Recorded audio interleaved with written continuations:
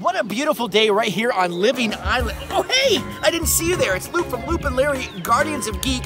This week on the show, we've got so much going on, including talking about the Oscars and a review of the Justice League. And we're going to be talking about PUFNSTUF based on HR PUFNSTUF. It's going to be absolutely... What? Hey, Luke, it's me, Larry Flute. I'm trying out for a part in the revival of HR PUFNSTUF. And because I'm such a method actor, I'm really getting into the role. Okay, that's weird. Does this mean I get the part? I'm a flute. Look, I made myself a flute. I don't know if I can get out of this. Help, Loop. Loop. In a world filled with intergalactic space battles, metahuman destruction on a global scale, and psychopathic serial hauntings, there's only one team who can make sense of it all. When your world is overrun with rampant pop culture, call Luke and Larry, Guardians of Geek. Whoa! Woo! There we are. Hey, I'm Luke. And I'm Larry. And this is Guardians of Geek. We have not done a show in like over a month. Has it been that long? I think so. Like it's been almost a month. How? Yeah. What is wrong with us? I don't know. I blame myself for this because there's been a lot going on. I turned 50. Yes, you so did. That's a huge thing. So I kind of hid in my house for like 4 weeks just so hoping it wouldn't happen, but it did. Do you feel like 50? Maybe it didn't. No, happen. I don't at all, actually. my son got his license. Yeah. So here's a couple stressful things going on. And at my work, I'm still doing a morning show on Jack 102.3, but we moved buildings. So I used to be in the same building as you. Yeah. You work in television. Now I'm in a whole new building. So that's been a whole change, and I'm driving to a new location every day. So and you get lost regularly, don't you? I really do. Yeah. And so now that we've done that, now I've settled down a little bit, and I can I thought, you know what, we should do a podcast at some point. There's been a lot of stuff going on. Yeah, we need to talk about the stuff going on. So let's jump right into the Pop 5. Yeah. What's hot? We'll tell you what's hot. It's the Loop and Larry Pop 5.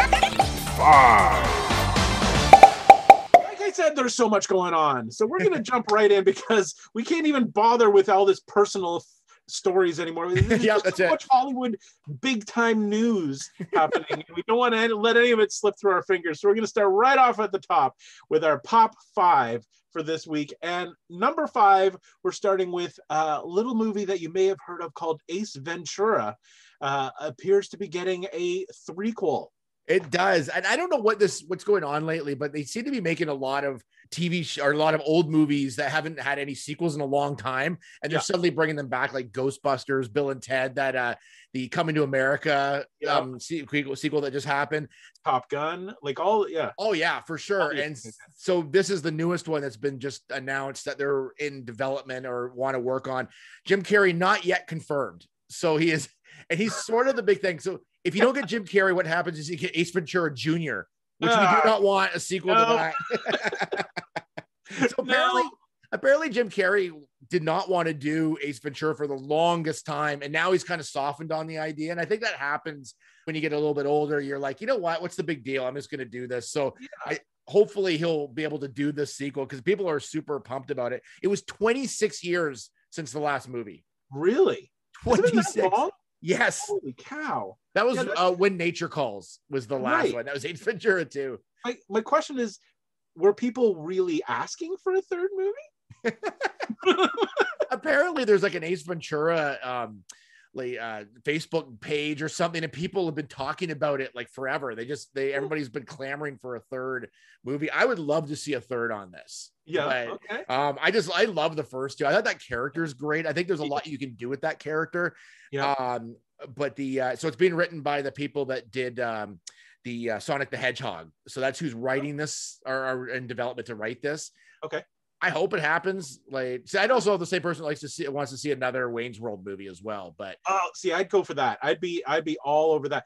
And actually, now that you've said that, Wayne's World does have that new commercial that they came out with during the Super Bowl. Yeah, they have that. So there's quite a possibility that may. This is going a little off tangent, but what would you rather see? I've thought of this way too much. Would you rather see Wayne's World, where they're playing themselves at the age they are and trying to still being the same kind of people, but trying to fit into a new world? Or would you rather them be in the same time period, playing themselves, pretending to be much younger, but they're obviously a lot older?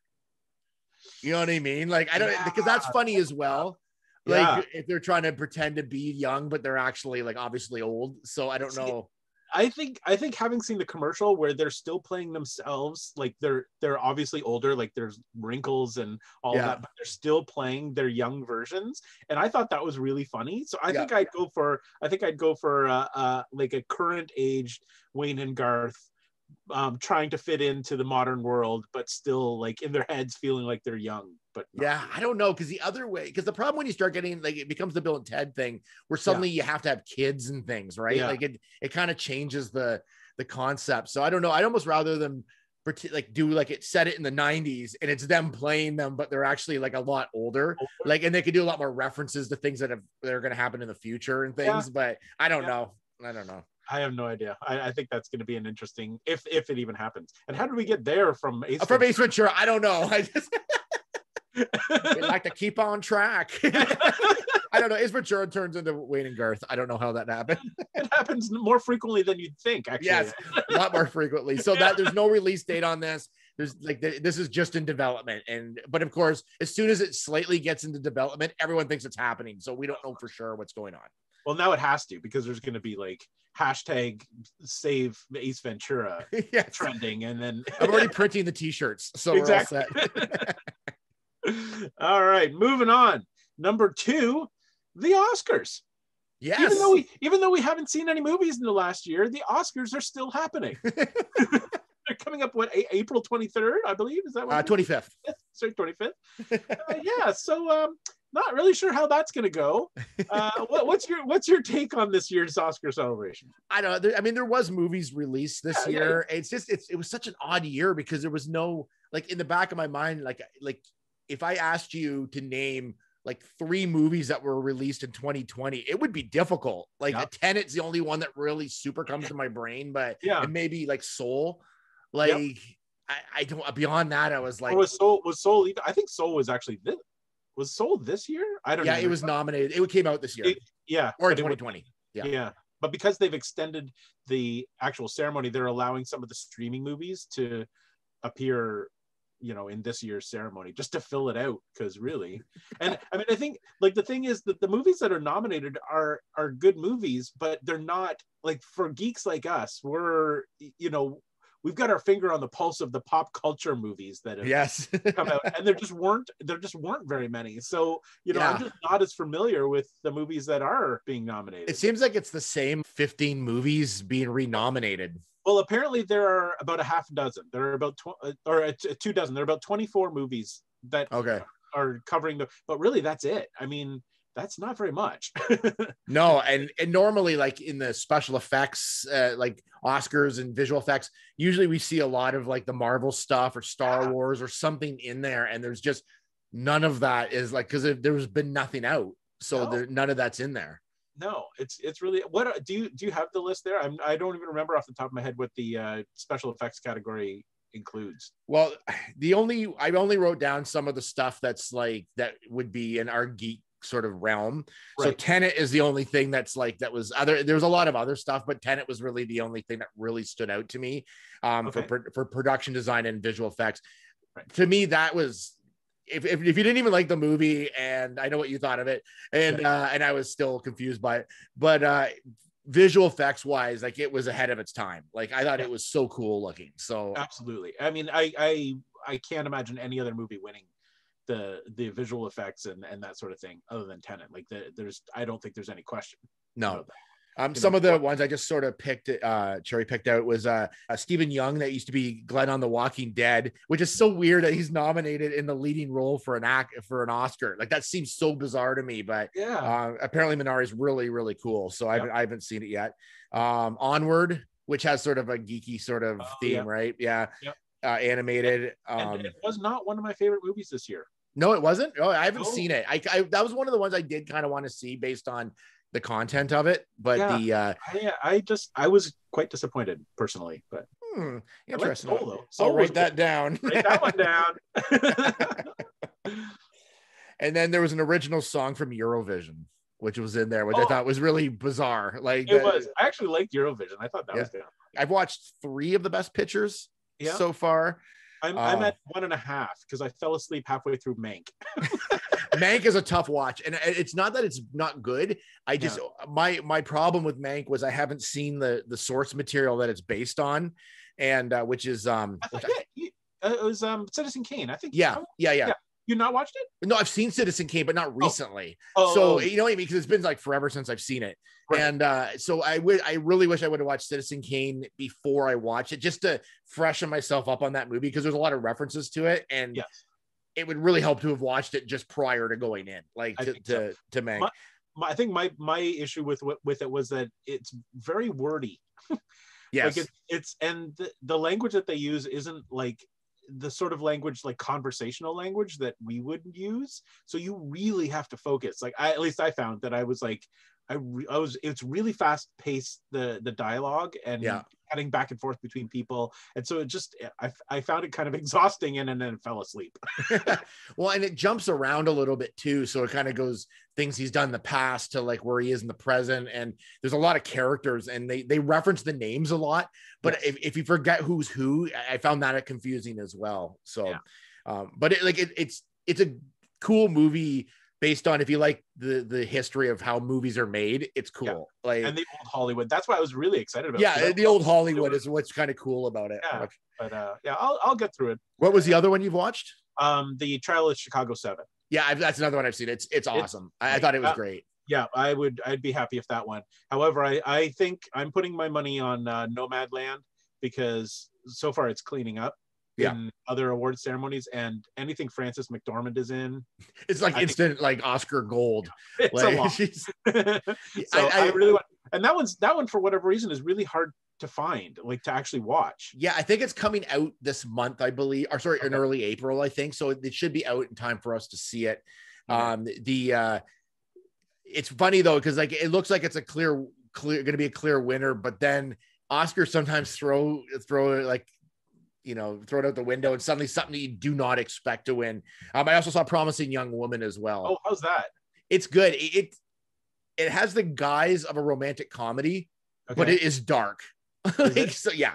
Is there comedy in it, or is there's some funny parts, and it plays like a romantic comedy when you're watching it. And it's funny because there's a lot of serious parts too in it, but they get a lot of like comedians to play those parts, like Molly Shannon and people like that you know for comedy, but they're not really playing comedic parts in a lot of the cases. So it's good. Like I really enjoyed it, and it didn't go where I thought it was going to go. And I had most of these, I don't even know what they are going into them. I'm just watching them. So I really enjoyed that one. I thought that one was quite good. So yeah, that's the next one on my list. So there are a couple that I'm struggling to commit to. Like The Father, I think is going to be a hard watch. I'm sure it's excellent. That's the one with Anthony Hopkins, right? It just looks very depressing to me. So, I love a good depressing movie. You know, I like just for you. I like to watch it, and I like to revisit it, you know, several times over. And just as a little pick me up. Yeah, you know, that's what I love. So well, then this is the movie for you. This is the feel good movie of the summer for Luke. So dumb. I know. So I guess the big question is, like, how many people are actually going to watch? It'll be interesting to see what the ratings for this year's Oscars are, because I mean, like I said, most of these movies are hard to find. Like, you know, theaters haven't been open, so you haven't been able to watch them. They're not streaming yet. So, you know, it's how many people are actually going to care about the Oscars this year? Yeah, it'll be interesting. I think of the ones that are on that list, I think there's 8, and I think 6 of them you can either stream or get off that the on demand, like where you pay more for it. But I always think when those on demands are expensive, but I think if I went with my wife and even my kids to go see a movie, even if it was with my wife, we bought popcorn, it's going to be the same price. So I mean, but you don't get the theater experience is the only other thing. That's the problem, is paying $30 to watch a movie on your TV.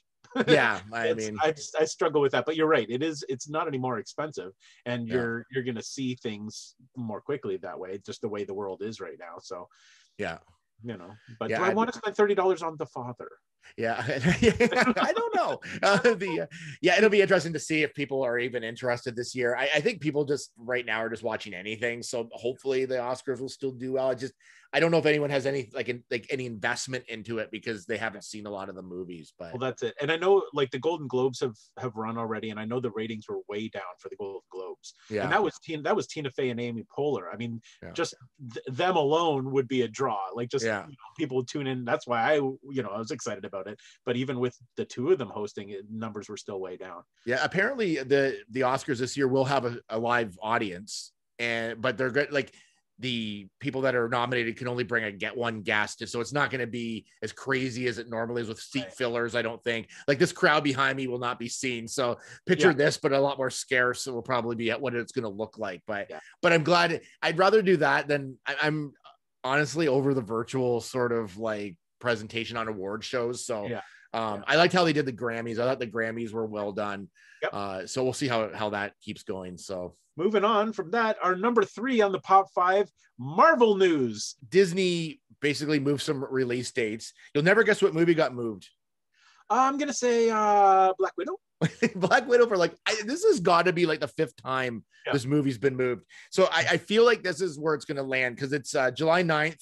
It's going to be out in theaters and it's going to be via paid premiere access on Disney Plus. Yeah. So once they committed to Disney Plus, I thought, okay, for sure, it's going to be a go on this. Yeah. But I will try my hardest, unless we're in some sort of lockdown, to see it at a theater. Like, 100%. I don't want to see. This is one of those movies I don't want to see at home. I want to see it in a theater, and I want to just sit back and relax and watch this thing because it still looks great. Like I'm just super excited to see it. I know. Well, I mean, it's literally been like the longest wait for a movie ever. Like it's been there. It's like we can almost touch it. It's there. I know. It's finished, but we can't quite reach it. So yeah, I will 100% be in the theater for this. I don't want you touching anything. I'll I'll be touching it. And then Shang-Chi, I always like pronounce it weirdly. And The Legend of the Ten Rings, and that's out September 3rd, and Eternals will be November 5th. And of course, last Friday was the Falcon Winter Soldier premiere. Did you watch it? Oh yeah. So what was your initial thoughts on it? Yeah, I really enjoyed it. Yeah. I felt like it was more sort of like a continuation of Captain America Winter Soldier. Yeah. Like that sort of style, like sort of, military action and all of that. And it looked like that. Like for a TV show, the action looked like big screen. Like it was, they did not spare a penny on this thing. Like no, it's massive. Yeah. But it was interesting when it was finished, I was thinking about it and I thought the parts that I liked the most in that episode were the quiet moments, like the moments where Bucky is sort of in therapy and trying to figure out who he is and all of that. And then the Falcon, I can't remember his real name. What Anthony Mackie or when he's with his family and dealing with all of that. I thought those were really good moments. Just it built those characters a lot more. So I thought that was pretty cool. What was your take? I enjoyed it. I thought it was great. I think a lot could happen in this. I'm going to stay away from fan theories on this one because the WandaVision fan theories were so off. Yeah. I actually read an article. It was really funny where the producers are like looking at what's trending during the show after the first couple shows. And they're like, where are these people coming up with these like Mephisto and all these things? Like they did not expect any of that. And they thought there'd be some like chatter online, but they didn't think people were going to be like Magneto. Like they started like they just were like, I don't know what to do because everyone's trending all these crazy theories. And they didn't expect it to be like that. So I thought that was quite funny. So I think this one will have less of those sort of like wild theories, but you never know. I think so too. I think it's going to be. My only other thought about this was I almost wish they had started with Falcon and Winter Soldier because it feels like a continuation of the Marvel movies that have happened. So it would have been a cool transition because the thing with starting with WandaVision was so different and so out of the box. Yeah. We've never seen anything like it. It kind of set the Marvel the Marvel TV universe up for this being like really different and really like crazy and strange, and that was awesome. Like I loved WandaVision. I thought it was, the bar was set quite high with WandaVision, really but I don't think they expected it to have the response that it did. Yeah. It was like the Baby Yoda of 2021. It Totally. really, like it totally was. Like it was like people just didn't expect this to happen, and it was it just suddenly now these two characters that were like background characters were suddenly that no one really like. I mean, not that people didn't care about them, but they just weren't like the Captain Americas and that. Yeah. All of a sudden now everyone loves them. Like they could, those two could lead a movie and everybody be all in now. Yeah, 100%. And I think that's the only situation, is that I feel a little bit let down because like WandaVision was so grand and so like creative, and now we're sort of back to what the Marvel movies feel like, which, and there's nothing wrong with that because they're good, but it just felt like I was waiting for the next really big like out of the box thing that they were gonna give to us. You know what I mean? But I mean, this is only the first episode. I have no idea where it's going. So, you know, and the scale of it is so big, and it really feels like going back to the movies. So I my only disappointment in it, but I do know why they're doing it. But the fact that Falcon and Winter Soldier never actually met up in this episode, like they're never together in it. But again, I know why they're doing that. They're just trying to develop both characters, and again it's all going to come together. It's a series, so they can do whatever they need to do. I loved that US Agent was at the end, which was really cool. Like with the shield, I thought that because in the comic he is like a very hateable character, so he's very pompous. And have you ever watched The Boys? Have you seen that show? No, I haven't yet. No. He's like the Homelander of superheroes, like sort of just this like this a-hole sort of character. But the so that's going to be kind of cool. And it was cool too that Wyatt Russell's playing him, who's Kurt Russell's son. Really? I forgot he had a son that acted, and it was cool that he was cool that he's in it. He's in that show.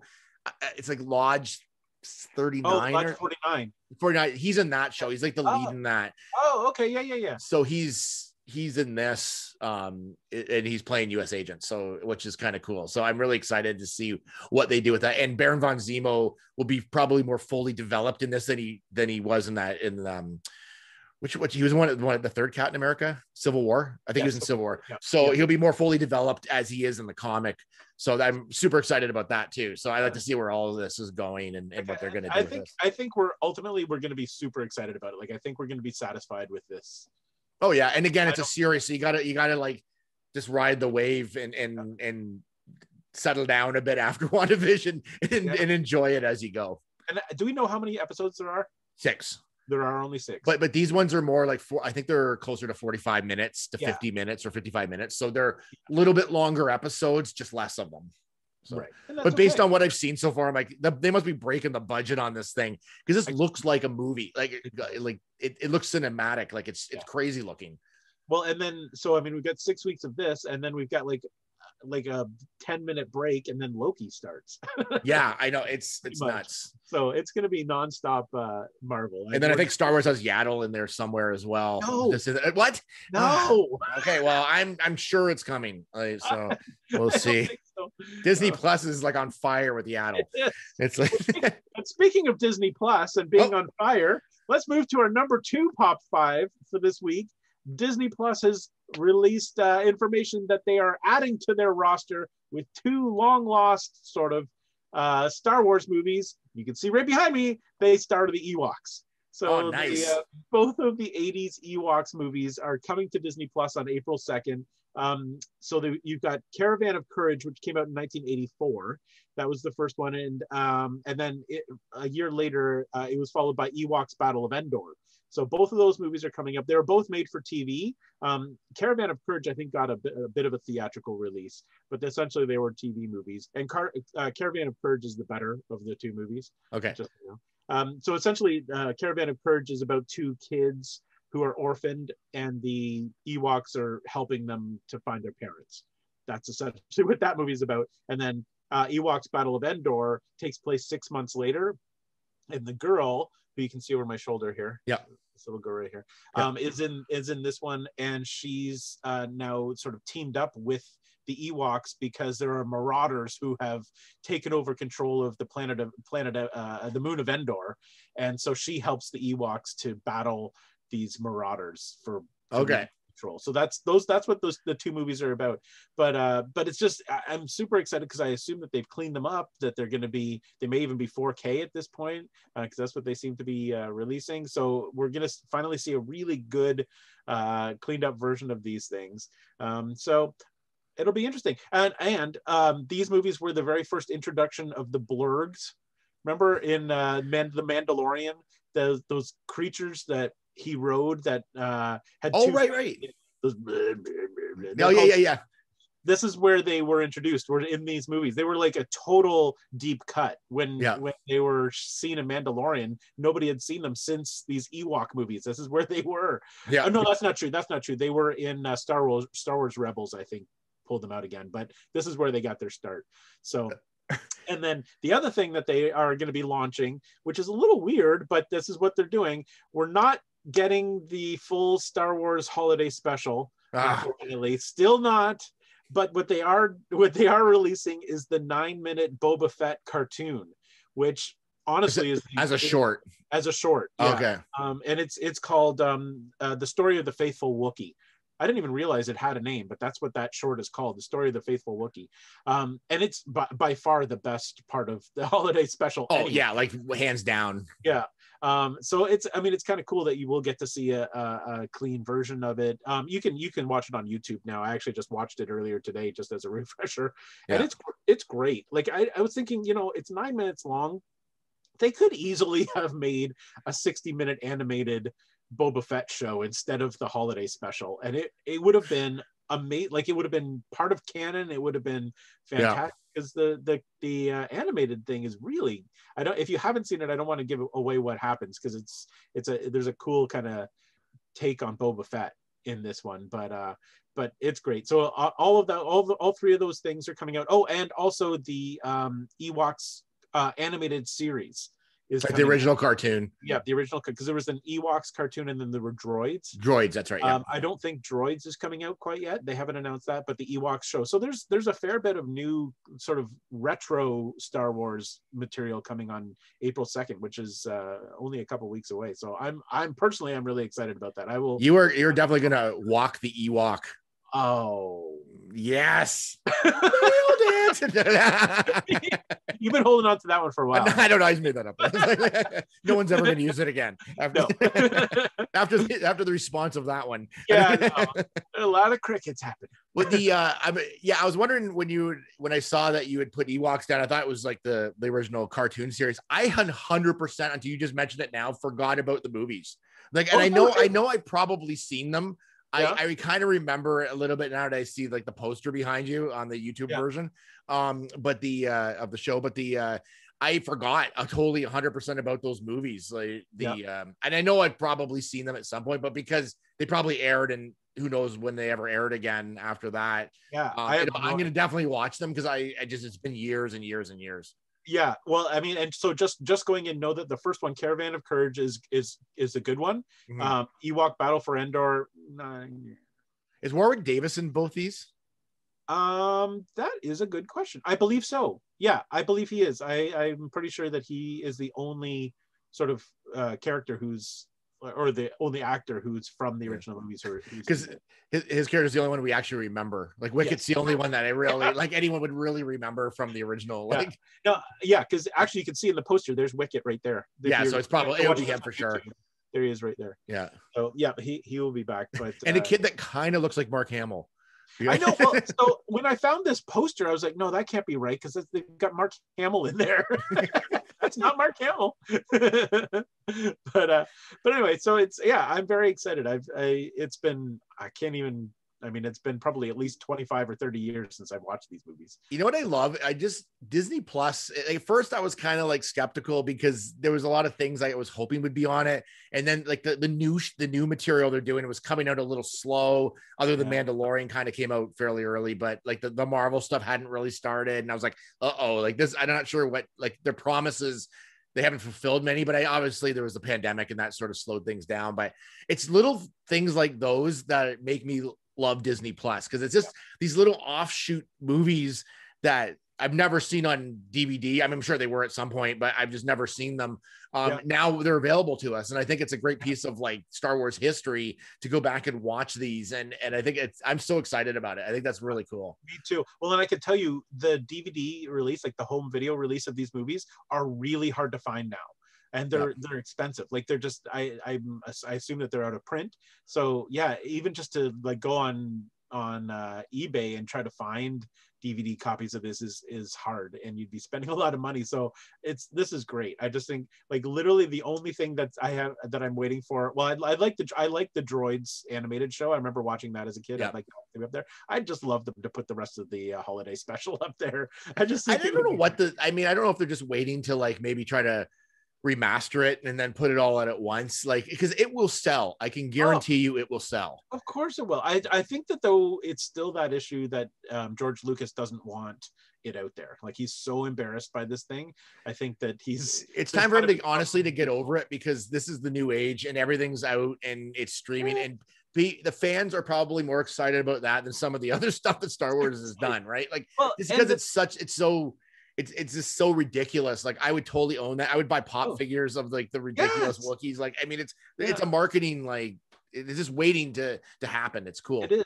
Well, and the thing is that the whole thing is streaming on YouTube. Like you can watch it. So it's not even hard to find anymore. Like I remember you and I, when we went to one of our first fan expos, we found a vendor who was selling bootleg copies of the holiday special. We were like, oh, and we each bought one, and this was fantastic, and we'd never seen it before, and this was great. But that was like 15 years ago, and now, you can watch. So why wouldn't Disney take it and clean it up and at least give us a good quality version of it? Because and have some fun with it. Even do like a version, like a fun version with some of the cast, like talking about it as it's playing or something. Like, I mean, there's so many different things they could do with it now that just to make fun of it but still have fun with it. Like it's like I totally feel like Mark Hamill would approve. So number one on our top 5 this week is Zack Snyder's The Justice League. Justice League. Yeah. Zack Snyder's Justice League. That's right. That's what it's called. The 4-hour, I was going to say remastered, but it's not remastered. It's a completely new movie that just dropped on HBO Max this past weekend, as of the recording of this thing. And we have both had a chance to watch it. Yes. But we have not spoken at all about our opinions of it. No, we have not. So because I've been waiting for days now to hear Loop's impression of it, I want you to go first. Go. Okay. I thought it was all right. I'm gonna give it an all right. I kind of teased you in text that like make it sound like I hated it, but I did not hate it. I thought it was entertaining enough, but I didn't think it was great. Okay. So I had a few things about it, and as we talk a little bit about it, if you haven't seen this, don't listen to this part of the podcast. Spoiler alert. Stop the podcast, watch it, come back and listen to this part. It's hard for me because I remember the first Justice League movie, but I don't know enough of it to compare it. Okay. Enough, but as I was watching the renew cut, some of it started coming back to me.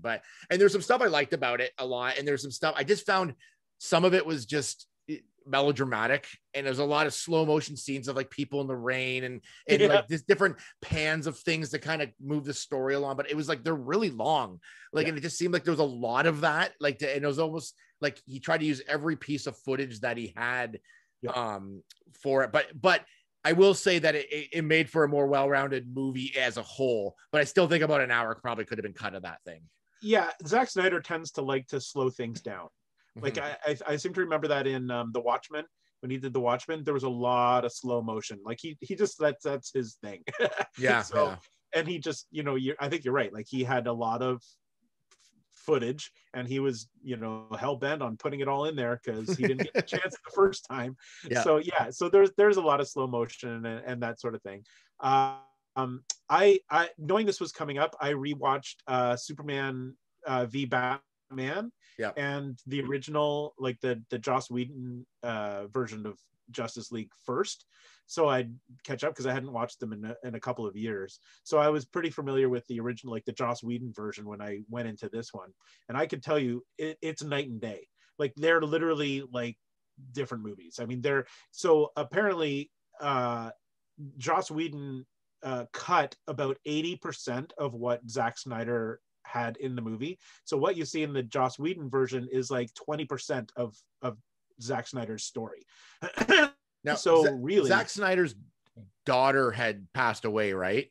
Is that why he had to leave? She had committed suicide. Okay, so he had to leave the project. Was it all shot when, or were they still shooting? I think a lot of it had been shot. Like he did reshoots for this version, so there were new, like all the Joker was all new, like a reshoots. Sort of, I think most of that whole nightmare scene at the end, the epilogue was reshot. So he did some reshooting for this, but I think a lot of it was reshot. But he literally just trashed all of it. Like he decided he wanted to make his version of the movie instead of using what Zack Snyder had already done. He changed the script, he changed like a lot. And what's upsetting about it is that Zack Snyder left because of a family crisis. Like he wasn't fired, he wasn't booted, he wasn't like creative differences or anything. It wasn't that at all. He literally had to leave for a family. So I wish that the studio had given him like a month, like just put everything on hold for a month, let him deal with what he needed to do, and then come back and finish what he was going to do. Finish it. I just think and I think that's part of the reason why the fan base was so on board with like, create the Zack Snyder cut, like the hashtags, because it wasn't really fair to do what he did. So they are totally different movies. I mean, there is so much more backstory to the characters. Like the backstory for Cyborg in this new version didn't even exist in the original. Oh, really? Because some of it I remember, and a lot of it I'm like, I don't remember any of this in the other. But it was cool. It was good. It was cool. Yeah. So there's a lot of backstory. And there's even the characters like Aquaman in the Joss Whedon version was way wilder, like a lot of woohoo and like doing like just a wild guy. And in the Zack Snyder version, he's really like more serious and somber and sort of just more angry. So even characters within this have changed. Like it's a totally different movie. And personally I liked it a lot. Like I could easily have watched the 4 hours straight through. I just didn't have a 4-hour block, so I watched it in 2-hour blocks. But I found it very like almost too dark in a way, like almost like too like slightly depressing. Like if Flash hadn't have been in it to like you kind of drop a few jokes here and there, to bring up the mood a little bit. Like that was the only thing that like the rest of it was just so dark. Like it was just so like it's really great. And the other thing was that the original was rated PG-13, the Joss Whedon version. This one's rated R. Like they actually changed the rating because there's a lot more gore and blood and some swearing as well. So he intentionally made it a lot darker. Like it is definitely a dark universe. But the other thing was that he was going to be making a trilogy. There was going to be a sequel to this that was essentially that the nightmare, like the what the world would have been like if Darkseid had actually succeeded and united the mother boxes. The third movie was going to be like a look at what the world would have been like if he had won. And so Superman would have been angry and almost evil. So they were heading in a really dark direction with this trilogy to start with. So it really was that would have been a pick me up. Oh yeah, there would have been nothing happy about that. So, but unfortunately he said that he is probably not going to make the third one, which I mean seems odd now after such a massive response to this one. You'd think he'd want to, because this isn't canon, right? Like this is like separate. You know what? I don't know. I honestly, I read somewhere this isn't considered canon. This movie, probably at all. Probably not, because the studio, it's Zack Snyder's version of it. It's not the studio's version of it. So I think you're probably right. I think it's probably what Joss Whedon did is probably considered canon, I guess. It's too bad, because I think the characters are way better developed in the Zack Snyder version. I think and there's a lot more reference to, like, they even referred to the Joker killing Robin, because the Joker kills Robin the comic books. Mhm. There were even references to that sort of thing that Joss Whedon didn't mention. So there were a lot more sort of fanboy kind of moments in this movie that weren't in the Yeah. original. So it's too bad that it's not canon. But I think part of my problem is I'm like, obviously I'm like a bigger Marvel fan, Yeah. like, and I was before the movies. Like I still collect Marvel comics, but I never got into DC, mostly because it's overwhelming to like be into Marvel and DC. It's just too many universes. So there's things I probably missed because I wasn't as much into DC, where obviously if I watch Marvel, I'm like, oh, this person or this person, because I just know them. Exactly. DC, I'm not as familiar with. So there's people like, or little references that I just wouldn't get. So that takes away a bit of my enjoyment of it. Also with the DC universe, because Marvel is so, it's so streamlined. Like the TV shows, even like the Daredevils and all those, slightly attached to the movies. Like they'd mention like the Battle of New York or whichever. The DC universe is all over the board. Like they got the CW stuff. They've got like the Gotham kind of universe. They've got the Titans, like which I don't think is attached to any of those. I don't know. And then they've got like Supergirl. And then the movies are a whole different universe. So they're all over the board. Like it's hard to rein it in for me, like mentally, like because there's just too many different versions of things. Like there's 20 flashes and like I just don't know what's going on. Like, and that's exactly it. Like you even had, the Christopher Nolan trilogy of Batman, which doesn't relate to the new Superman v Batman or Batman v Superman and Justice League. They're not all connected. So, I agree. Like Marvel nailed it. Like they know how to create a universe. There's no question. And DC just hasn't been able to do it. So that's why I think people are like really, because now the new trending hashtag is save the Snyder universe or something like that. Oh yeah, because they really want Snyder to be like the Jon Favreau of or like the Kevin Feige of DC, because he like his movie, like the Batman v Superman and this movie are really well tied together, and they're really creating a universe. And so if they gave somebody like him the reins, then you would see more of what Marvel does in the DC universe. And I think that's what DC is lacking right now. That's just like my main thing with DC is just there's too many. Like I just named like that's not even with the Joker, like the movie The Joker. Like there's like that's like 5 different DC multiverses like that are currently on the air that are all, half of them aren't connected other than most of the CW stuff.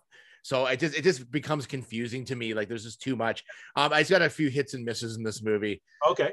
One of my hits is the Wonder Woman in this movie is so much better than the ones in the other movies. And I think they just made her too goofy. And there's nothing wrong with that, like the way they did them. Like but I think this version of Wonder Woman is like the best version. Like she's just like fantastic. Yeah, but the Wonder Woman scenes are like absolutely the highlight of the movie. Like they are, I think, far better than the actual Wonder Woman movies. Like they were phenomenal. Yeah, they were so good. And then one of my misses is Batman. I'm not a big fan of Batfleck. Like I just don't like I just don't buy him as Batman for whatever reason. There's just not the grizzledness. Like I feel like it's someone from Hollywood done up. Like I just don't have like, you know what I mean? There's just better people that have played Batman. Like, I could see that. Yeah. He's too, it's not even brooding. He's too Hollywood. Like he's too it's just Hollywood for somehow, I mean, because I mean it also didn't work when George Clooney played Batman. It just for whatever, I just don't buy him as Batman. And it's like, and maybe that's just me. I just, for some reason, the rest of the casting was great. I thought everybody else was fantastic. I'd like to see Cyborg come out of his body armor, because he's a little brooding for me, like a little like, and I understand why he'd be angry, but he's just almost too angry. Like he started to lighten up a little bit as the movie went on, but I feel like if they do pursue him like as a character, I think he will lighten up. Like I think he will become sort of, now that he's resolved his father issues and all of that stuff, I think he would become sort of a bit lighter. But I love I was never really a big Cyborg fan.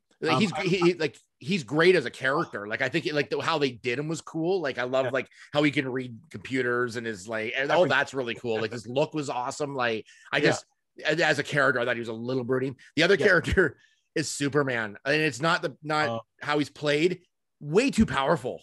Like they had 3 of them against Steppenwolf. Then like they're barely even like touching the guy. Superman comes in 5 seconds and like destroys him. Yeah. Like it's like he's such a powerful character. He's a Superman. He is. Well, like almost too much so. Like I was like, holy man, this guy is like they don't even need, like the other Justice League people aren't even needed. Like really, like they're just like hanging around the Hall of Justice and filling up space, really. And I think that was kind of like, I think they kind of said that in the movie. Like they were all like, there was one scene where they're all standing around in a circle and Flash says, I don't want to be the one to say it, but and then Cyborg puts up the hologram of Superman. Like they all realize they can't do this without him. Like he is so I think a big part of the movie was bringing Superman back to life, because in Batman v Superman he died. So he was, so I think they actually like played that well, that they even realized like we can't do this. Like we are done. If we don't bring him back, there's no way we can do this. He's just so powerful. Like he shows up and he just like basically flicks Steppenwolf and like destroys everything in 5 seconds. And then there's like the other guys are just standing around. Like it's like pretty much like it's like, why are we even here? Like why? Like it's like when you're at a job and someone could, like they replace you with a computer, like basically, right? Like he's just so powerful. Like you're gonna get let go because you're like you're done. Like it's gonna be the next one's gonna be a Justice League of One. I forgot about this part.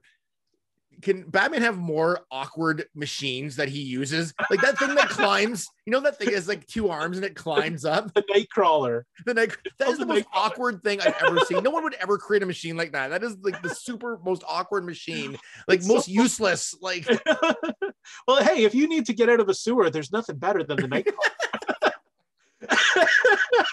Here, okay, a 2-armed machine that's very awkward and very easy to like destroy. Okay, perfect. Yeah, it really was big and bulky. Like it could have slimmed down a little bit. Streamlined it just slightly. Yeah. That's why I think they need like Tim Burton to come in, because all of Tim Burton's Batman stuff was really sleek. Like the Batwing was super cool and really like sleek and little. And he needs to stick to the basics. You don't need to get into like these other weird like machines. Like Batman needs to have the car and the helicopter or the Batwing or whatever. Just to keep it simple. keep it simple. Like we don't need these bizarre like things that no one would ever build because they're so awkward. Where do you store something like that? Like, where do you put this? Like, the amount of money he's got to pay on rent just for like a hanger to store that. Come on. Fuel it. We don't know. These are questions we have to ask. So ridiculous. Anyways, all right. All right. So that's the Pop 5 for this week. We should go back in time now. What do you think? I think we should. Let's check out the pop capacitor. Let's go. Okay.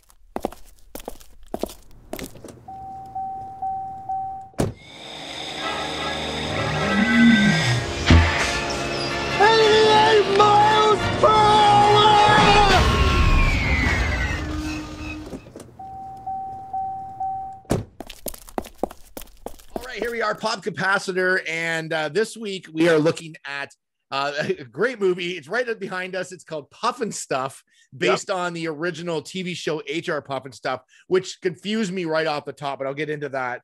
The movie was based on the series. There were 17 episodes of the original series from September to December 1969. The movie premiered in 1970 on June 3rd. And basically, here I'm going to give a quick synopsis of the movie here. Okay. Jimmy gets kicked out of school, finds a talking flute, gets on a talking boat. Boat turns evil with the power of Witchy Poo, ends up on Living Island where everything is alive, and it has a mayor, which is HR PUFNSTUF. Witchy Poo steals the flute. They go get the flute. Witchy Poo captures everybody. Then they have to like save everybody, and then that's the end of the movie. Yep. Okay, perfect. I think I've summed it up. Perfect. They lose flutes. They get flutes. Yeah. Everybody's out grabbing flutes. That is literally the whole movie. It is. It stars Jack Wild, which is this little guy over my shoulder here. Yeah, That's this one he's right right here. Yeah. Jack Wild as Jimmy. Then they've got Billy Hayes as Witchy Poo, and then Cass Elliott's in it as well, from the Mamas and Papas. Martha Ray is in it, and Billy Barty's also from the Polydent commercials. Yeah, from the Polydent commercials. Yeah, I'm sure that's what she would love to be referenced from, is the Polydent commercials. And then of course the legendary Billy Barty, who I didn't even realize was really in it till like I saw his credits, and then then I figured out who he was. But it's funny because he's in it, but his voice is not. It's a different person's voice, but he just he's in the suit. That's all right. And then Al Melvin is the voice of HR PUFNSTUF. So just in case. Basically, so we'll go through some hits and misses and a few facts about the and jump in if you have any facts, Lawrence. I'll do this first one, which I was kind of blown away by right off the top, and I kind of forgot about this, but I found it again. Was that McDonald's got sued for stealing the PUFNSTUF characters? What? Yeah, for the Mayor McCheese and things. Yeah, so basically, McDonald's tried to do a deal with the PUFNSTUF with Sid and Marty Krofft to use those characters for McDonald's. Then McDonald's came to them and said, "You know what? We don't want to do that. We're going to go a different direction." Then suddenly the McDonald Land characters come out, and they realize Mayor McCheese looks an awful lot like HR PUFNSTUF, and even the characters are sort of the same sort of designs as the HR PUFNSTUF characters. Yes. So then, Sid and Marty Krofft basically go, "Okay, you're stealing our stuff." And then they realize that the puppeteers for the McDonald Land commercials are the same ones from HR PUFNSTUF, and the voices, some of the voice actors are from HR PUFNSTUF. So they had a clear deal, and they ended up suing McDonald's and won. Oh wow! This is news to me. I didn't know this. I was reading. I watched like some stuff on it. It was crazy. Like I was like, but when you look at it, like that is Mayor McCheese behind me. Like that's. Like, well, and looking over your shoulder there, the Kling and Clang are the Fry guys. Yeah. Well, yeah, 100%. Yeah. So they basically took that idea, and that sort of the way they did the puppeteering, they sort of took that and made them into the McDonald's Land characters, which I thought was really interesting. I can't remember what they sued them for, but I feel like it was like $1 million or something, but like in today's standards, that doesn't seem like enough. Like, you know what I mean? Yeah, I know. Back then, it probably seemed like a ton of money, but Interesting. Yeah, so I thought that was pretty cool. I mean, HR PUFNSTUF is a highly desirable franchise, so you can see why a corporation like McDonald's will be clamoring. Apparently, it was very popular when it first came out. Which a couple of things surprised me about this is number one, that was only 17 episodes. Yeah, me too. Yeah, I thought it was a lot more. I do own, like, I have the actual that's the series. We both went out the same day and bought the box set. I feel like it came with this little guy too. No. with the bobblehead. Okay, then something I bought came with that bobblehead, I'm pretty sure. Okay. And then I also have there's the movie as well. Yep. So I have way too much PUFNSTUF in my life. Is it possible to have too much? You can never have enough PUFNSTUF. So that surprised me that there was so limited number of episodes. And also, I always thought the movie came out before the series. Me too. And the only reason I thought that was because the opening of the series looks like it's shot on film. Yes. And it's the scene. Yeah, and the other thing that threw me is that the movie doesn't have the theme song from the TV show. And usually if a movie comes out first, it's its own thing, and then it gets popular and they make a TV show, and then they make a theme song for the TV show. Yeah. So, but there's no reference to the TV show. I mean, to the music from the TV show in this movie. So you're right. I thought that the movie came out first, but it didn't. And when I watched the opener, because the opener of the TV show has it where he finds the flute and gets in the boat, and it's all done on film.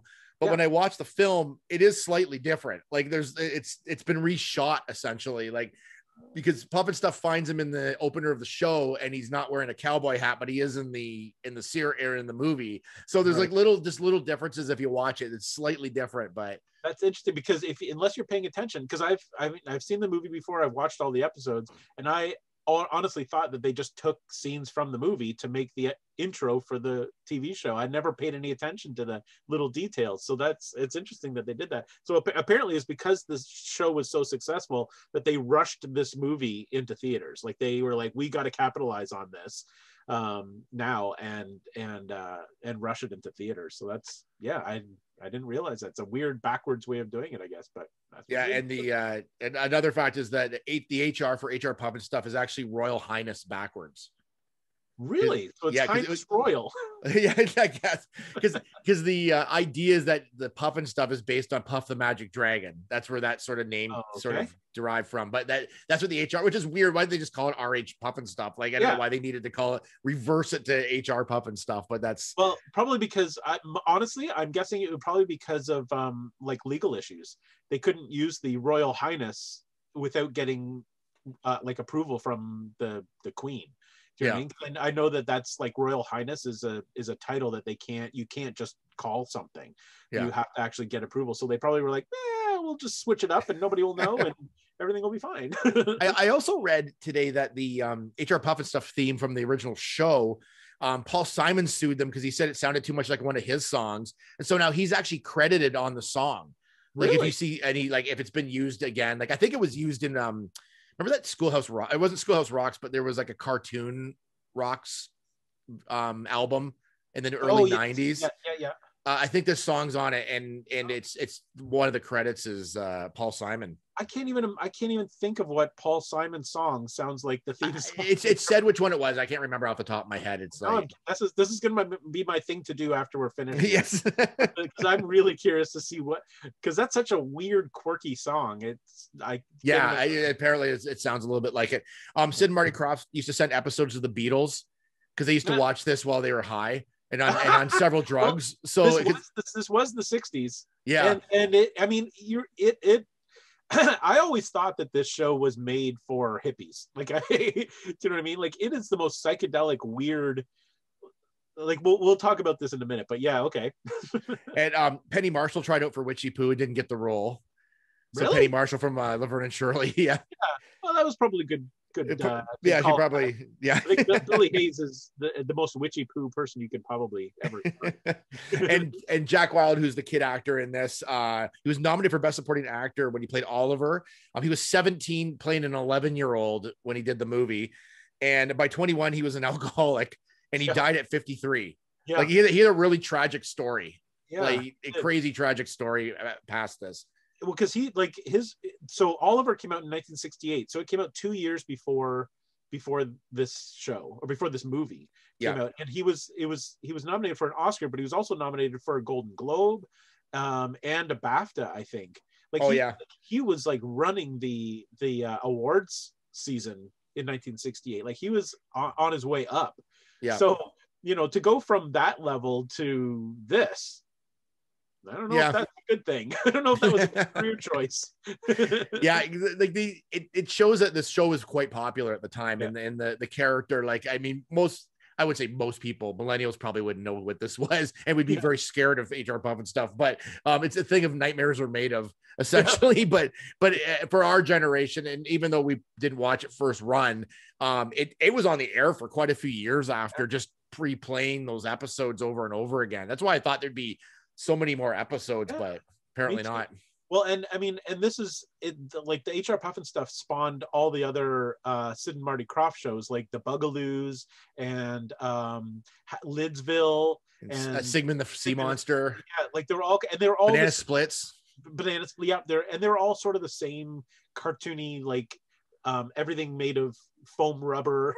Yeah, they all had the same look. So this is where it began, and it really launched a massive cultural phenomenon. Like it was, and I still like it. I still think it's funny because it's so weird.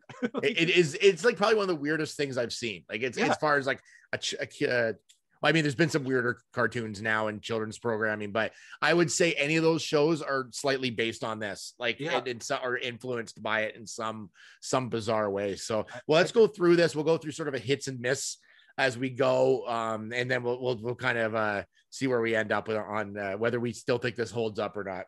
Okay. So this is we're really looking at the movie here and not the series. So yes, okay. Right. Yeah. So what have you got to start with? Let's start with hits. What have you got? Okay, so I liked the music in this. I thought the music, it had a real like 60s feel. Oh, a lot of it. Like I thought the movie was like the most of the songs were pretty good. The opening was like, I thought the opening of the movie was really creepy, had a kind of a creepy feel to it. It reminded me of something like The Wicker Man or something. The way it was shot and everything, it was this kind of like very like gritty kind of 70s feel to it. Very British looking. And I laughed because it was directed by Hollingsworth Morse. The name Hollingsworth, you don't hear that a lot anymore as a regular name, but I'd like to bring that back. But I like too that the opening felt like, because the opening was in the real world before he went to Living Island, and it felt like it was angry, and it was like it felt gritty, but once he gets to Living Island, it's all colorful and bright, and like it really, they did a good job of making the real world feel much different from Living Island. I thought that was good. So part of that for my hits and misses is that the hit was that like I thought the music was good. They had some like pretty decent, like for a kids movie, pretty decent dance numbers and things and stuff. But I didn't think there was enough songs in it. Like I thought there should have been more like songs and more musical numbers, considering they had this format they could do that and really like push it as a musical, but they kind of like only put a few in, and I thought there could have been a lot more. Well, and the fact that, so here's I like the music as well, but here was one of my biggest misses for this, was based on the music. They had Mama Cass starring as one of the witches in this thing. Like she was a massive star at this point. Like she had done Mamas and Papas. She was on her own at this point, and her solo career was huge. Like she was a massive star. She only really sang one song. Like I'm not really sure why they didn't highlight her in more of the musicals, like adding more of the musicals. You've got an actual like singer that's like popular, people know who she is, and then they only use her like really in that one tune, and that was it. And so here's my other miss, is that particular tune. Okay. That particular song that she sang was a miss for me. It's called Different. And she's essentially singing about that it's good to be different. You don't want to be the same as everybody else. You want to be different. However, if you listen to the lyrics of the song, it does not sell being different at all. Like if you listen to what she says, you do not want to be different. You want to be exactly the same. So here are the lyrics. Oh no. Being different is hard. Being different is lonely. Different is trouble for you only. Different is heartache. Different is pain. But I'd rather be different than the same. Why? There's not a lot of selling features in this song. Different is heartache. Different is pain. Different is trouble. But that doesn't sound like something I want to be. And that was repeated several times. Like that was the chorus of the song. Oh man! Wow, that's not. Thanks, Mama Cass, for bringing it down. Yeah, it really was. I mean, the message is good. Like, be an individual, be somebody. Be yourself. But really, if even though you want to be yourself, but it's going to cause you a lot of trouble. It's going to cause you a lot of pain and heartache. I kind of wonder if some of those lyrics are referring to the fact that they're witches as well. Oh, maybe. Yeah, maybe. I think maybe that was maybe why it was kind of like that, but I don't know. It was, but it's very, I can totally see what you're saying there. I was just shocked. I was just like, wow, that's not really a positive message. It's a good song though. The song itself is quite good. One of my hits, it's got to be Freddie the Creepy Flute. Oh yeah, like Freddie the Flute. It is a thing of nightmares are made of. Like it's just the creepiest looking thing, but it's compelling because it is. So they could have made it look a lot happier and a lot like more fun, but they didn't. And so that's what I love about it, is just that it's so dark looking. It just looks very evil. It does. Yeah, absolutely. I've always thought that was cool. And one of the things that I like about the flute is that they did a really good job of, because it's a puppet, but it's the size of a flute. So they did a good job of manipulating the puppet, because a lot of the time the flute's in Jimmy's shirt pocket. Yeah. But it still is talking, which means that they had to like cut a hole in the shirt and puppet the thing while Jimmy is wearing the shirt, because he's got the puppet, and it worked really well. Like I mean, considering there were no animatronics at that time or anything like that, you know that there's a guy under there like manipulating this flute in his pocket. Like, yeah, his little mouth, like the flute's face on it. Yeah, so I thought that was well done. That you know, it's not just a static shot of the flute talking when it's talking. It's, you know, they did a good job of that. So another hit for me is literally, and I mentioned this before, all of the foam rubber. Like, oh yeah. So everything, all of the sets are constructed out of foam rubber. Like, they're not constructed out of, I mean, I'm sure that there's wood and, you know, that stuff as well, but the majority of the sets, even the full scale ones, like inside the castle, are foam rubber. So like they're inside the Witchy Poo's castle, and there's the massive front doors where people come in.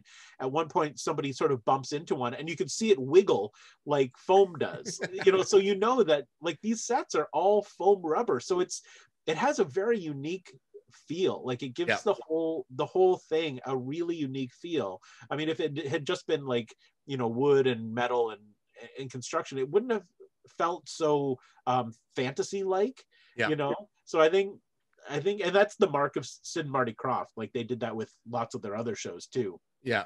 And I think that is such a cool technique. You know, I mean, you never see that anymore. Like, that's, you know, people associate Sid and Marty Krofft with foam rubber construction. I feel like Pee-wee's Playhouse sort of like took some of the elements from these houses, because they're very like, there's never really straight walls. Like, everything's always slightly curved. And all the sets, and it sort of kind of gives that kind of cartoonish feel to it. Because I think even the movie was like, even though like there was all the outdoor scenes at the start that were all obviously on film and shot outdoors, I feel like anything else that was in the land of the living or the living island was all shot in a studio. So it had very different looks, which was kind of cool. Sorry, go on. I can also just talking about Pee-wee's Playhouse, I feel like Tim Burton may have taken some inspiration from this too, because if you look at the exteriors of the buildings and things like that, they're very, like you said, like the angles are off and they're really dark. Like, they're really creepy looking, but they're almost like cartoonish creepy. So yeah, I feel like there's a lot of people were influenced by what Sid and Marty Krofft were doing. But I mentioned the opener outside. One of my misses is Jimmy's stupid hat at the beginning. Like, I blew off at one point, but I just like, I wanted to slap it off his head. It was like so annoying. Like, it was very distracting. It's almost like an Australian hat, like one of those ones that has like the side up on the. It was just so annoying looking. Like, which is weird because they made it very clear that he came from England. Like, he's not Australian. Because they mentioned that at the beginning. Like, kids were teasing him because he had come from England, and so so I don't know why he was wearing a very Australian looking hat. I don't know either. It was very, very bizarre. It was kind of odd. One of my misses, and it's a hard one because this is a big part of the show, but one of my misses was Witchy Poo's voice. Oh, really? Okay, yeah. Well, only because it's fine. Like, it makes sense. Like, that's who she is. But when you're watching the TV show, you're only watching for like 22 minutes or something like that. So it's pretty, it's a pretty quick. When you have an hour and a half of Witchy Poo, all she does is scream. Like, she only has one level, and it's screaming. And she has a really kind of high-pitched cackle. Like, it's awesome. Like, for a kid show witch or a cartoony kind of witch, it's perfect. Like, it really is. I'm not complaining about that. I'm just because after a while it gets really hard to listen to. It's little grating. Little grating after like the first hour. You're like, okay, that's a lot of screaming going on there. Because one of my hits was Witchy Poo, and only that, like, I'm watching her like as just an actor doing that character, and she is always on in that movie. Like, every little like thing has like an action and a reaction. Like, she's just not paying attention in the scene and not doing something. And some would say it's overacting in some cases, because it sort of borders on that. But at the same time, this is for kids, and you can kind of get away with overacting because kids want to see characters that are larger than life. And I think she was really good at doing that in this. Like, her pratfalls and her, like, she was always doing something. Like, she always had something going on, which I did like. Her voice was a little grating after a while. I agree. But you're right. Like, she is like I can't imagine anybody else playing that part. After seeing what she was all in, like 100%, and she genuinely looked like she was enjoying herself all the time. Yeah, like she really, I mean, as a character, like as an actor, she embodied that character like nobody else could. And I think that's part of what makes this show so fun, is that she's so like she was happy to take pratfalls and to, you know, be covered in water and foam and,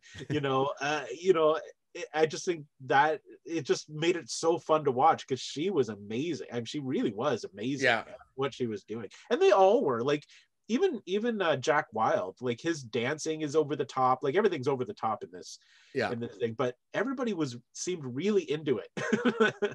It's really cool to watch. So that's a big hit. Which is kind of funny too, because I found HR PUFNSTUF didn't have a lot of character. No. Like he sort of like was there, and his character comes from how he looks, really, because he sort of stands out as a big character.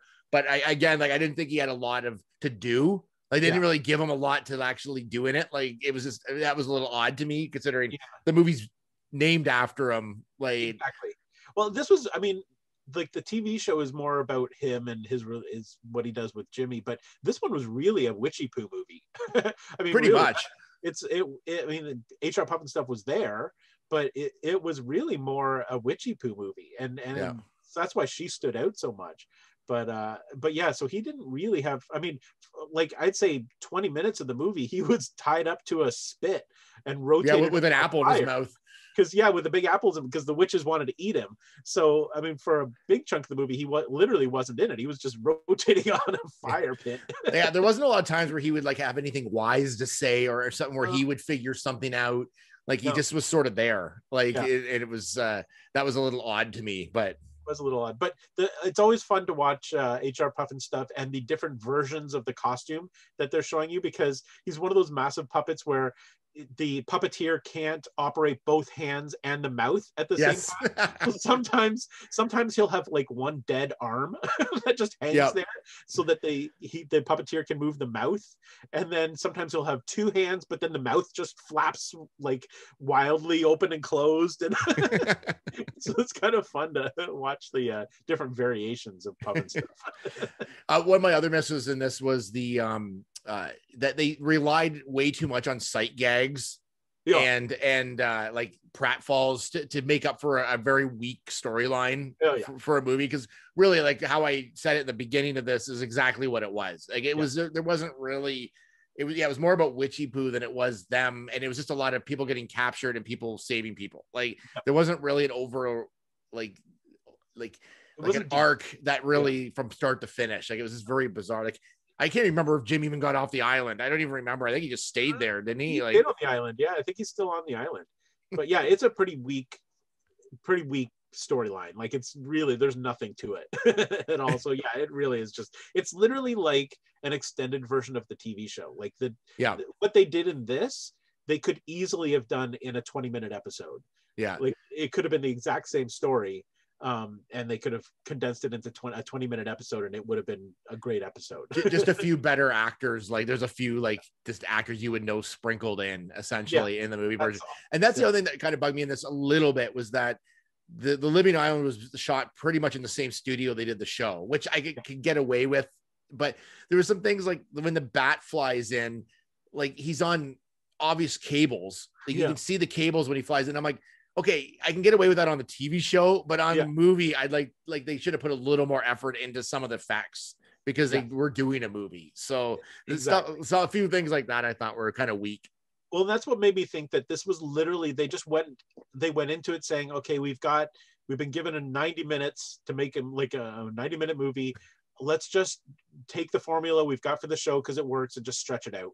Yeah, because you're right. I don't think that they spent any extra money except for hiring Martha Ray and Mama Cass on this movie at all. Like there was nothing different about this movie than there is about the TV shows. And again, like I love the whole like the whole PUFNSTUF, like the idea of the whole thing. My final miss on this was that I think it was a little dark for a kids movie at times. And I'll give you some examples. Like they're gonna eat PUFNSTUF, which I Yeah. thought was a little dark. Like they're Yeah. they're gonna eat him. The other thing was that they had like a Nazi rat in it, Oh yeah, we like a need to talk major about like that. Nazi rat. Like there was no hiding it. But he spoke with a very German accent. He did the Heil Hitler salute, like the hand up. He like that was prominent. He had the armband, like He had a full Nazi uniform on, essentially, except for the swastika. They weren't even trying to hide the fact. But I mean, obviously they made him a rat. So and he was the villain. Like it wasn't like they were glorifying Nazis. That's not what they were. It was exactly the opposite. But it was really obvious that that's what they were doing. I just sort of felt like it was like a little too soon, like at this point, because it would have been 670, right? Like, I mean, there was already movies out at that time that were kind of making fun of that that whole time period, but it was just but for a kid's show, it seemed a little weird as a reference point, anyways. Like I didn't think it was something they should be like touting to kids. No, it was really, when he first walked in, I had totally forgotten that he was a character, because I think he's in the TV shows as well. I'm pretty possibly sure. Yeah, I can't remember now. So I had totally forgotten. When he walked in, I literally went, "Whoa!"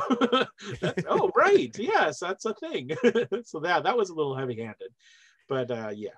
So I have one more myth to add to this, and that's in relation to the trailer that they released for this movie. Yeah. So the trailer's like 3 minutes long, which is pretty much the entire story in a trailer.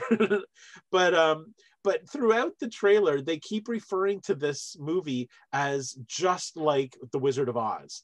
It's the same level of fantasy as The Wizard of Oz. And I'm like, okay, they're like, these are two, like, they're not even in the same ballpark. Overselling. Yeah, way overselling. But I mean, I guess why they did it. It's colorful and stuff, but it's got a witch in it, I guess. Yeah, literally, I think that's the reason. But I was like, they are really playing up this whole Wizard of Oz thing, and I was like, that's you're stretching a little there. Yeah. And then their tagline for the trailer is the weakest tagline I have ever heard in any trailer ever. Okay, you ready? Yeah. Everybody will love PUFNSTUF because this is the year of PUFNSTUF. That's the only reason you'll love PUFNSTUF, because he happens. We're giving him to you now. Not for any other terrible reason. That is terrible. So I'm like, really? Nobody along the way said, can we come up with something better than, like, more clever and more creative than that, for sure. Everybody will love him because this is the year of him. Yeah, that's awesome. They summed it up pretty nicely. So. Yeah, it did. So I thought that was great. So how do you think it stood up for you? You know what? I still enjoyed it. I loved the TV show. I liked the whole PUFNSTUF. I love Sid and Marty Krofft. Yeah. So for me, I found it fun. Like, I still found it fun. The music was good. And it, like you said, there wasn't quite enough, but what was there made it really fun.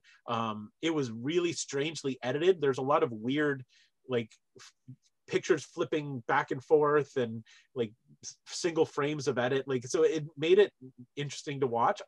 For me, it totally holds up. I think it's fun. Yeah, I thought it was great too. I just, like, I mean, I'm nitpicking a few things on it, but I felt that it was still had kind of captured that like magic as a kid, right? And I thought it was over and above for that time period, and very creative, and the world they've created, I thought was really cool. The only thing I just felt with the movie is that they could have gone a little further, because it was a movie. Yes. Was the only thing. Okay, there's one thing I forgot about. Was there not a scene in there where they show the Earth? There's like a quick clip, and it looks like the Paramount or the Universal opening. Oh, yes. without the Universal part that comes out. It looked like the exact same footage they used for that. Yeah, there were actually a couple of scenes that were obviously stock footage.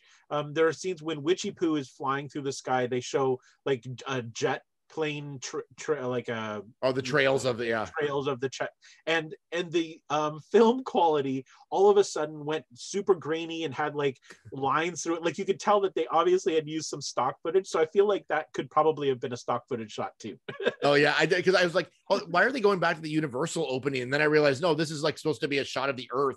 I can't remember why they referenced it. I don't remember. It was part of one of the songs, I think. Yeah, but it was like, this is the exact footage from that Universal opener. It's just they just don't have the graphics on it. So yeah, But that's what I mean. Like, they didn't spend any extra money on Oh this. no, I think they did this as cheaply as they possibly could. I think it probably cost them the same as what a single episode would cost, plus the cost of the 2 extra stars. But that's it. But well, being the highbrow Puff and Stuff fans we are, we will pick apart this movie. But if you just watched it on it, just you have to just enjoy the whole 60s feel and just the psychedelicness of this movie. So I totally think this holds up. I thought it was great. 100%. And it is actually on YouTube. If you look up Puff and Stuff movie, if you do want to see it, it is the whole 90-minute movie is there. So you can watch it, you can fast forward through it, you can do, but it's there. So you should take a look at it if you haven't seen it before, because it's quite a thing. Enjoy it with some McDonald's. Yes. Or don't. Yeah, whatever it is. Yeah. Well, I guess that's the show. We'll go back to the land of our living from Living Island. And thank you so much for listening. And again, check us out on our socials. And we'll try to do a show a little faster this time than last time. We'll give it a shot. Now that I'm 50, what else am I doing really other than doing podcasts? So we'll see you next time on Loop and Larry, Guardians of Geek. Bye-bye.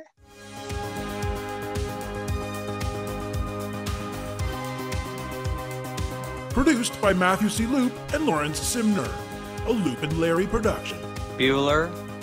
He likes it. Hey, Mikey. Bueller. Bad news. Fog is getting thicker. And Leon's getting larger. Inconceivable. Brian's right. It's an elf. Wax on.